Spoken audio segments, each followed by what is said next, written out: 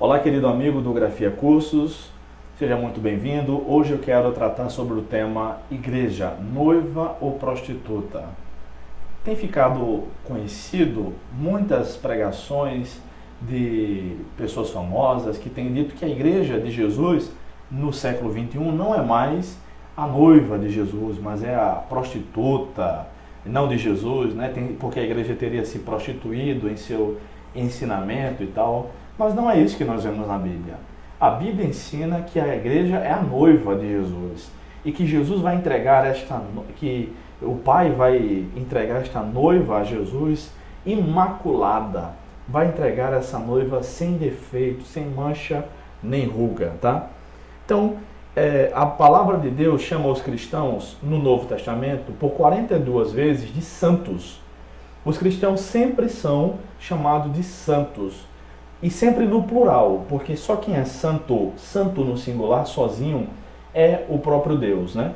Isso aparece duas vezes na uma das cartas de Pedro: sede santo, assim como é santo aquele que vos chamou, sede santos, porque está escrito: sede santo como eu sou santo, tá? Porque eu sou santo. Então, a igreja de Jesus, por pouquíssimas ocasiões no Novo Testamento, é tida como pecadora. Por exemplo, no Pai Nosso, Jesus disse que nós devemos orar assim: perdoa as nossas dívidas, assim como nós perdoamos aos nossos devedores.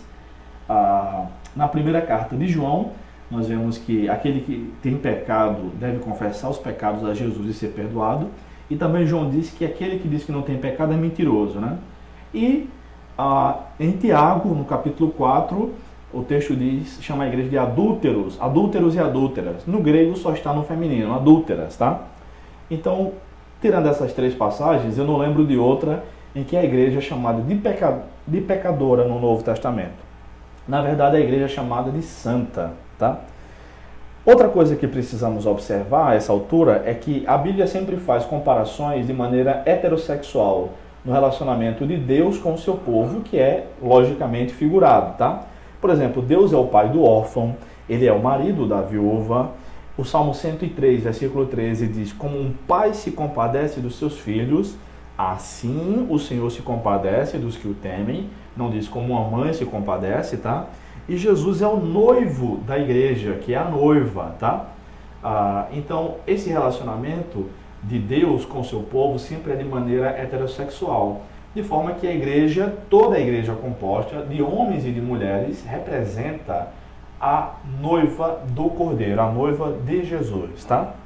Mas sobre essa questão de a igreja agir com prostituição, é claro que não podemos fechar os olhos para os inúmeros absurdos que têm sido pregados mundo afora nas igrejas cristãs. É claro também que isso não é um privilégio, entre aspas, apenas do nosso século.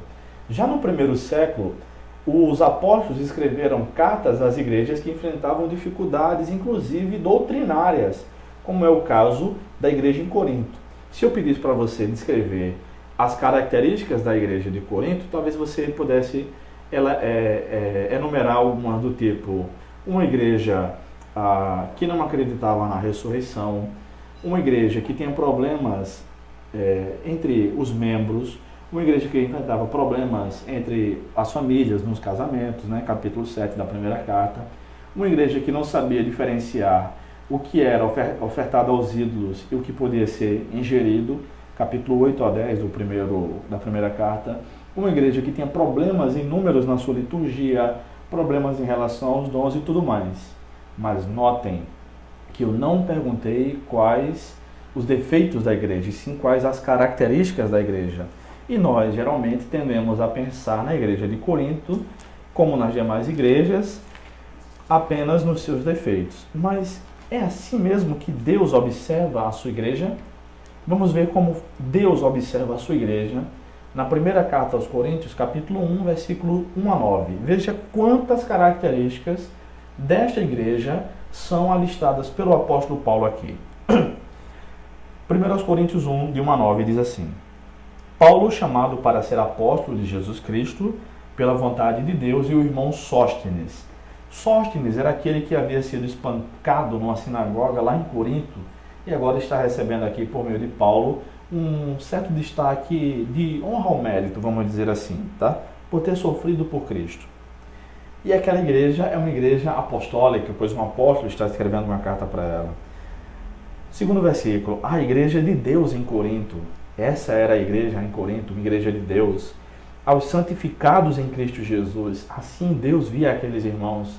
Apesar de todas essas características que eu mencionei no começo, a igreja em Corinto é uma igreja de pessoas santificadas, chamados para serem santos, já que a santificação é um ato, Deus nos santificou, mas também é um processo, devemos continuar buscando a santificação, sem a qual ninguém verá o Senhor, conforme o texto de Hebreus. Com todos os que em todo lugar invocam o nome de nosso Senhor Jesus Cristo, Senhor deles e nosso. É uma igreja universal, que tem a mesma fé dos cristãos que tem em todo lugar. É uma igreja que se submete ao senhorio de Jesus, Senhor deles e nosso. Graça e paz sejam convosco da parte de Deus, nosso Pai, e do Senhor Jesus Cristo. Uma igreja agraciada. Sempre dou graças a Deus por vós, pela graça de Deus que vos foi dada em Cristo Jesus. A graça de Deus foi dada ali, uma igreja agraciada. Pois em tudo fostes enriquecidos nele, em toda palavra e em todo conhecimento. A igreja em Corinto era uma igreja que foi enriquecida por Deus em todo conhecimento, em toda palavra. Porque o testemunho de Cristo foi confirmado entre vós. Corinto tem o testemunho de Cristo no meio deles. De modo que não vos falta nenhum dom, uma igreja abastecida com os dons do Espírito Santo, enquanto aguardais a revelação de nosso Senhor Jesus Cristo. Uma igreja que aguarda a vinda de Jesus. Ele também vos firmará até o fim. Essa igreja será firmada pelo Senhor até o fim. Para quê? Para serdes irrepreensíveis no dia de nosso Senhor Jesus Cristo. Jesus é quem garantirá isso. Fiel é Deus, por quem fostes chamados para a comunhão de seu Filho Jesus Cristo, nosso Senhor. Essa igreja foi chamada à comunhão de Jesus Cristo por meio de Deus. Inicialmente, é assim que Deus observa a sua igreja. É assim que Deus observa toda a congregação cristã ao redor do mundo. Quer ela tenha os defeitos que os coríntios manifestaram no seu meio, quer não. Porque a igreja é de Deus. E a igreja não deve ser chamada de prostituta em nenhuma hipótese. Porque, de acordo com 2 João, versículo 1, diz assim: o presbítero, que é quem está escrevendo a carta, o apóstolo Paulo, que se intitula de presbítero aqui, a senhora eleita e a seus filhos, a quem amo por causa da verdade, e não somente eu, mas também todos os que conhecem a verdade. A igreja deve ser tratada com respeito, como devemos ter respeito a uma senhora. E aqui João diz, a senhora eleita, para quem ele está escrevendo, a igreja. A igreja de Jesus Cristo, no século 21, como nos demais séculos, para trás ou para frente, se Jesus não voltar até lá, deve receber da nossa parte a nota 10. Não porque nós somos pecadores, não porque nós vamos fazer vista grossa para os problemas que a igreja enfrenta, de fora e de dentro, não. Mas porque ela é a igreja de Jesus. E Jesus é quem cuida da sua igreja. Louvado seja Deus por causa da sua noiva, da qual fazemos parte. Se você quer ver mais vídeos, mais estudos bíblicos, veja o nosso site, bruno-cesar.com. Oferecemos cursos online, bíblicos, teológicos, e também fazemos ali a propaganda dos nossos livros. Que Deus nos abençoe e até a próxima, se Deus quiser.